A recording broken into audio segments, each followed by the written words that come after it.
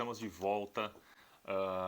Bom, vocês viram aí, né, que recentemente teve mais um dos mass shootings, né, aqui nos Estados Unidos, numa escola do Texas, que é extremamente triste. Porém, eu decidi fazer esse vídeo aqui, né, porque eu não gosto muito de entrar nesse assunto de política. Eu prefiro ficar, né, no lado ali de mostrar para vocês armas, mostrar para vocês fazer reviews, fazer vídeos mais técnicos, né? Mas eu achei importante fazer esse vídeo aqui, porque eu tive muitos conhecidos, muitos amigos que chegaram para mim, né, e meio que perguntaram a minha opinião sobre tudo isso, o que está acontecendo, e eu decidi fazer esse vídeo para tentar falar, né, explicar um pouco mais para vocês o que aconteceu, por que aconteceu, né, a história aí dos mass shootings, né, dos massacres aqui nos Estados Unidos. E eu trouxe umas estatísticas para mostrar para vocês, porque assim, o que acontece, né? Primeira coisa, aconteceu isso aí, foi uma fatalidade, como eu já falei, extremamente triste. Eu acho que ninguém gostaria que algo assim acontecesse, obviamente, mas os políticos, os governantes, a primeira coisa que eles fazem é começar a um atacar o outro, né? Usar esse acidente, essa fatalidade como desculpa, né? Como arma para atacar o seu oponente. Então, assim, o presidente, né? O Biden, eu acho que foi extremamente infeliz na fala dele.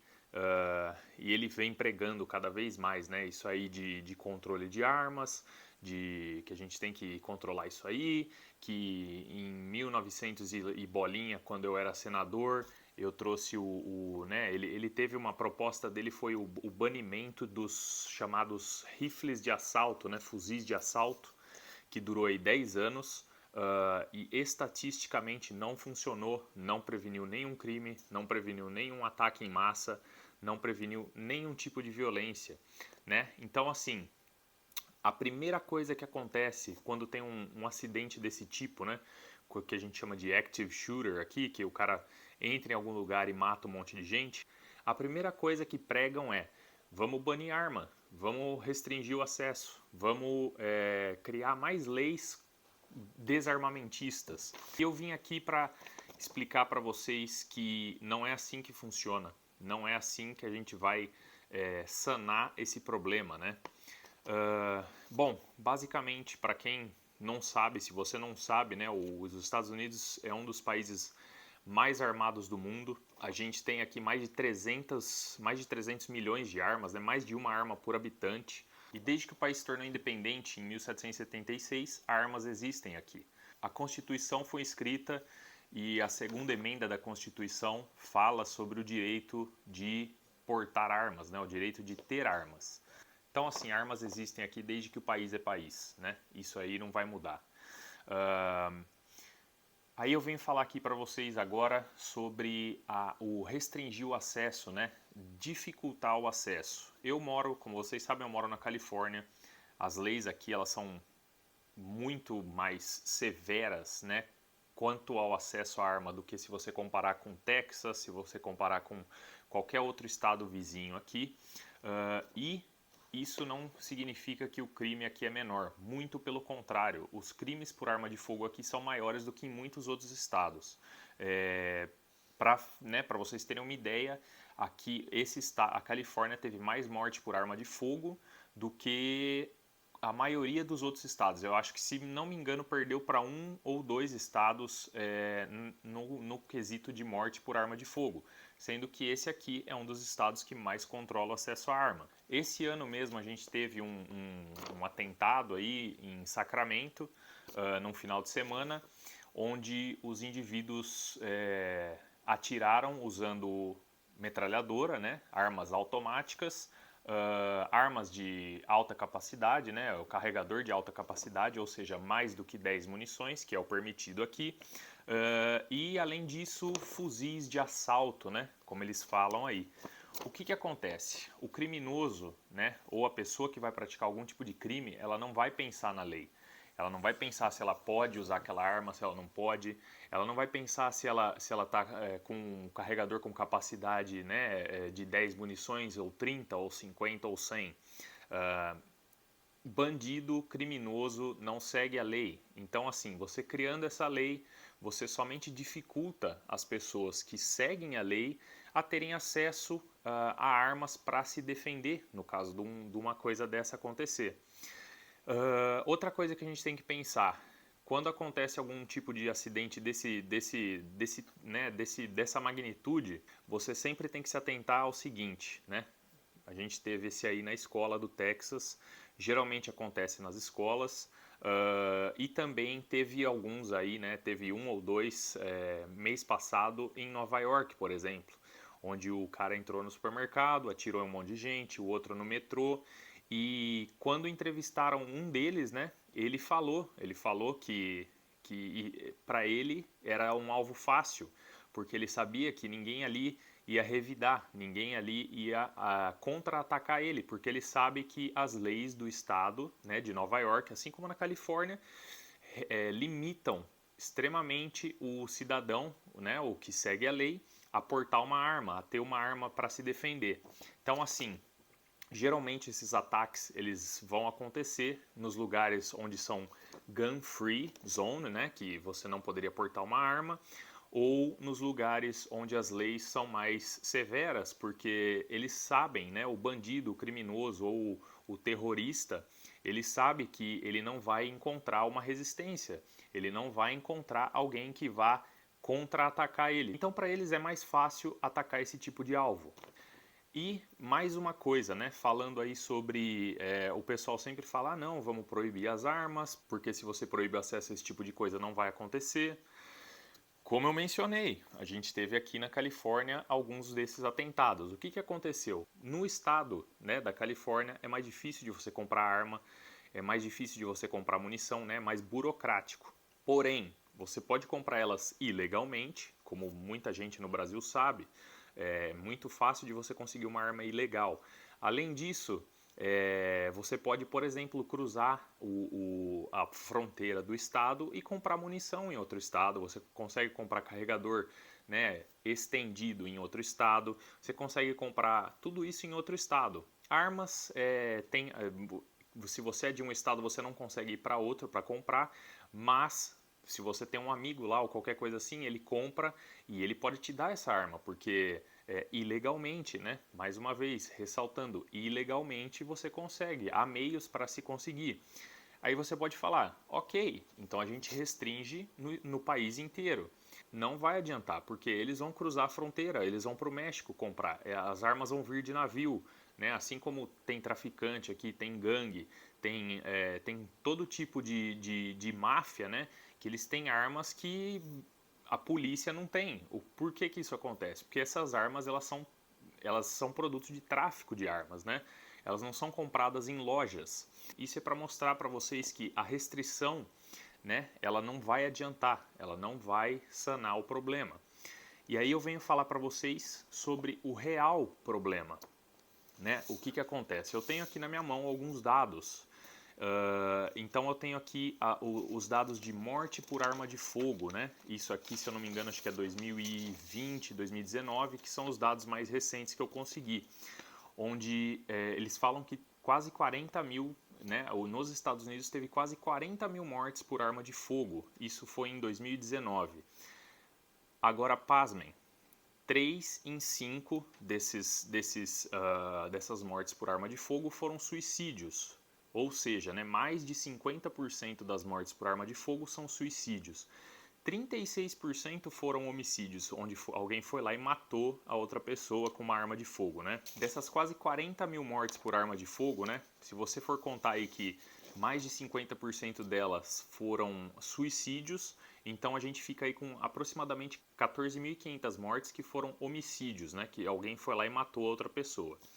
Dessas 14.500 mortes de homicídio, quase 7 mil delas foram com pistolas, né, ou revólveres, ou armas de mão. Não foram fuzis, como o pessoal gosta de falar, quando geralmente tem esses atentados, a pessoa usou um fuzil, né, um rifle. Para vocês terem uma noção, rifles, né, olhando para essas estatísticas, em 2019, 376 pessoas foram mortas por rifles nos Estados Unidos. Isso é menos do que pessoas foram esfaqueadas. Mais de 1.500 pessoas foram esfaqueadas, né, ou cortadas com algum objeto cortante. Isso é praticamente metade, né? 376 pessoas mortas por rifles, enquanto 650 pessoas foram mortas por soco. A pessoa bateu na outra até matar.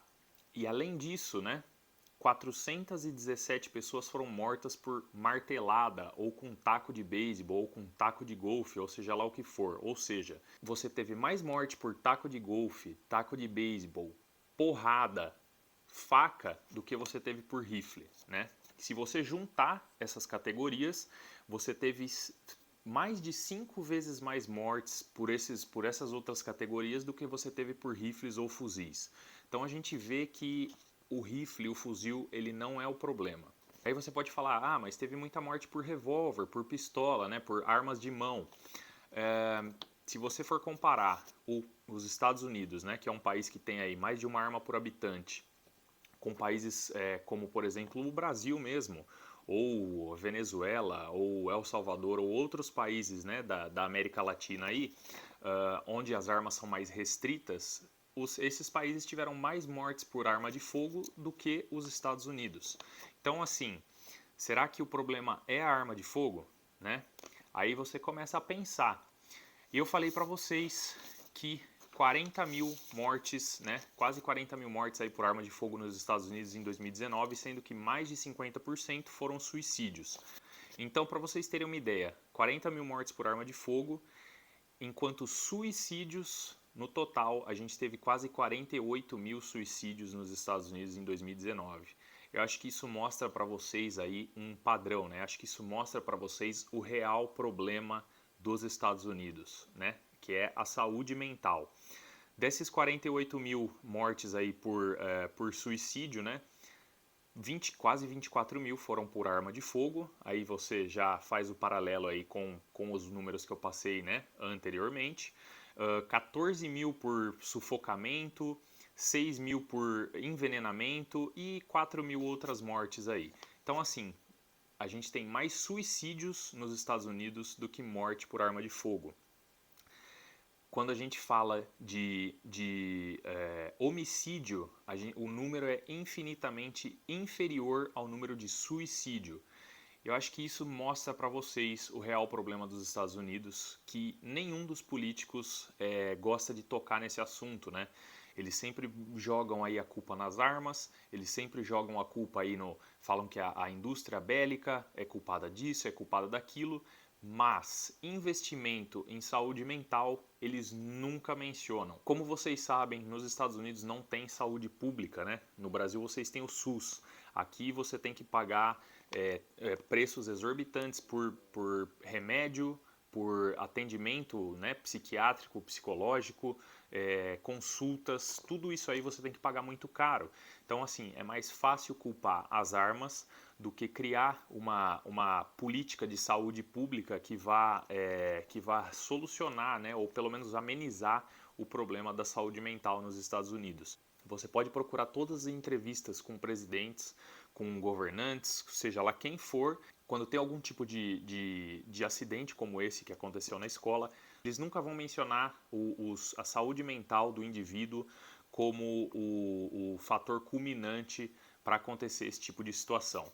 Então, assim, eu fiz esse vídeo, né? Eu trouxe as estatísticas para que vocês entendam que não acreditem em tudo que vocês veem por aí, né? Assim, eles estão tentando tapar o sol com a peneira, mas o real problema ninguém gosta de discutir.